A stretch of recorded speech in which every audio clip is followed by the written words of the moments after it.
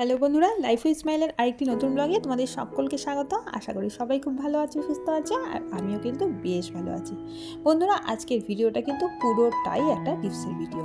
আমরা গরমে রান্নাঘরের কাজ যতটা পারি তাড়াতাড়ি করার চেষ্টা করি, কিন্তু কিভাবে এই রান্নাঘরের কাজগুলোকে তাড়াতাড়ি করব, তার জন্য কতগুলো টিপস কিন্তু আমাদের প্রত্যেক দিনই পালন করতে হয়। তা কিভাবে রান্নাঘরের কাজগুলো তাড়াতাড়ি করা যায় সেই টিপসগুলোই কিন্তু আজকে তোমাদের সাথে শেয়ার করব। হয়তো এই টিপসগুলো অনেকেই জানো, আবার অনেকেই হয়তো জানো না। যারা জানো না তাদের জন্য এই টিপসগুলো। তাহলে চলো বন্ধুরা, যে শুরু করা যাক এই টিপসের ভিডিওটা।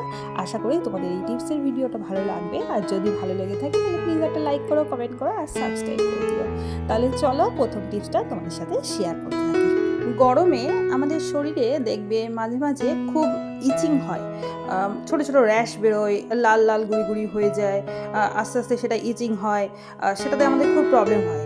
তা সেই জন্য কী করি আমি, এরকম এক গ্লাস জলের মধ্যে কয়েকটা বাতাসা দিয়ে আগের দিন রাতে আর এর মধ্যে একটু মৌরি দেবো, দিয়ে ভিজিয়ে রাখি, আর পরের দিন সেটাকে সেকে খেয়ে নিই। এতে কি হয়, আস্তে আস্তে ওই যে র্যাশ ভাবগুলো আছে, তারপর একটু বড় বড় গোটা হয়ে যায়, সেইগুলো কিন্তু একদমই চলে যায়। মোটামুটি গরমে সপ্তাহে 3 দিন কি 4 দিন খেলে এটা খুব উপকার পাওয়া যায়। তা প্রথম টিপসটা কিন্তু আমাদের শরীর নিয়েই আমি বললাম।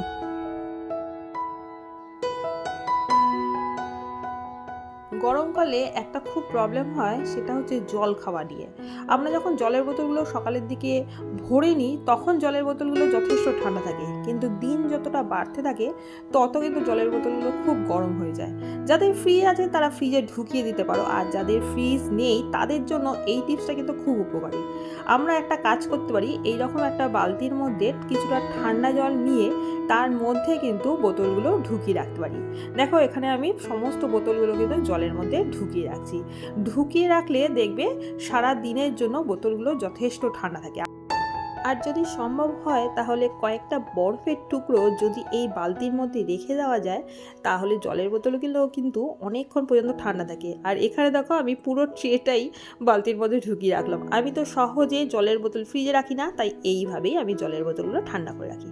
এর পরের টিপসটা দেখো, এখানে দেখাচ্ছি, আমরা যখন ডিম সেদ্ধ বসাই তখন দেখবে এই যে বাটিটার মধ্যে সেদ্ধ বসাই, সেই বাটিটা চারিদিক দিয়ে একটা স্পট পড়ে যায়, বেশ চওড়া করে কালো একটা স্পট পড়ে যায়, যেটা পরিষ্কার করতে আমাদের কিন্তু খুবই কষ্ট হয়। আর আমরা যদি এই ডিম সেদ্ধর মধ্যে একটা ছোট্ট লেবুর টুকরো ফেলে দিই, তাহলে সেদ্ধর পরে বাটিটা কিন্তু কালো হয় না। তোমাদের আমি একটু বাদে এই বাটিটাকে দেখাবো। আর এখানে দেখো, ডিমটা সেদ্ধ হয়ে গেছে, তবুও বোঝাই যাচ্ছে বাটিটা এখনো পর্যন্ত কালো হয়নি।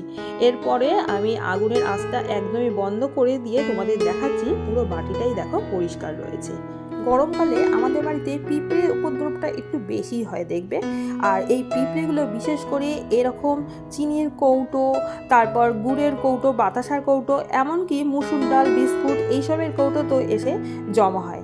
আমরা একটা কাজ করতে পারি, এইসবের কৌটোর মধ্যে যেখানে যেখানে পিঁপড়ে আসে সেখানে 2-1টা লবঙ্গ ছড়িয়ে রাখতে পারি, তাহলে দেখবে একদমই পিঁপড়ে হয় না।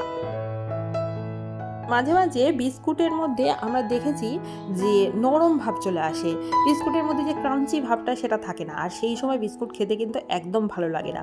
আর এটা কিন্তু বিশেষ করে বর্ষাকালে খুব প্রবলেম হয়। তাই বিস্কুটের যে ক্রাঞ্চি ভাবটা সেটা সবসময় রাখার জন্য বিস্কুটের কৌটোর মধ্যে 2-4 দানা চিনি যদি ছড়িয়ে দেওয়া যায়, তাহলে বিস্কুটের ক্রাঞ্চি ভাবটা কিন্তু সব সময়ের জন্য থেকে যাবে।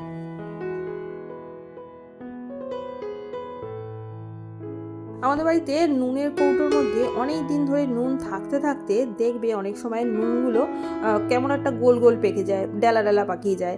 তা সেইগুলো আমরা তরকারিতে দিতে খুবই অসুবিধা হয়, কারণ তার যে ওজনটা আমরা বুঝতে পারি না।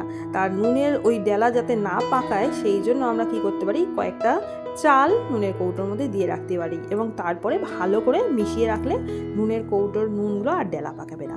এর পরের টিপসটা দেখো, এখানে দেখাচ্ছি, প্রত্যেক দিন আমাদের যে তেলের কৌটোগুলো থাকে, সে সর্ষের তেল হোক বা সাদা তেল, সে যে তেলই হোক না কেন, যখন আমরা রান্না করি তারপরে কিন্তু তেলের কৌটোগুলো পুরো তেল চিটচিটে হয়ে যায়। তা কিছুদিন এরকম যেতে না যেতেই এমনই অবস্থা হয়ে যায় যে দেখতেও খুব খারাপ লাগে আর হাত দিতেও কিন্তু খুব খারাপ লাগে।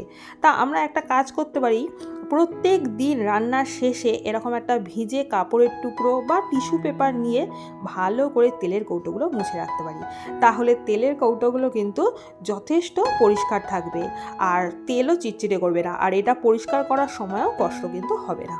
এরপরে টিপসে যাওয়ার আগে বন্ধুরা, তোমাদের যদি এই ভিডিওটা কিছু ভালো লেগে থাকে তাহলে প্লিজ একটা লাইক করো, কমেন্ট করো, একটা সাবস্ক্রাইব করে দিও। এরপরে দেখো যেই টিপসটা দিচ্ছি সেটা হলো ভাতের হাঁড়ি যখন মার এরকম করে উতরে পড়ে তখন তার উপরে যদি একটা হাতা রেখে দেওয়া যায় তাহলে কিন্তু সেটা চারদিক দিয়ে আর পড়ে না। এটা কিন্তু দুধের বাটি বসালেও হয়, কারণ দুধের বাটি একবার উতরানোর পর ওটা কিন্তু পড়ে যাওয়ার সম্ভাবনা থাকে। তার থেকে এরকম একটা হাতা যদি রেখে দেওয়া যায় তাহলে কিন্তু আমাদের গ্যাসটা একদমই পরিষ্কার থাকে আর দুধ একদমই উঠতে পারে না। তাহলে আজকে আমাদের ভিডিওটা এখানে রাখলাম। Tata, by.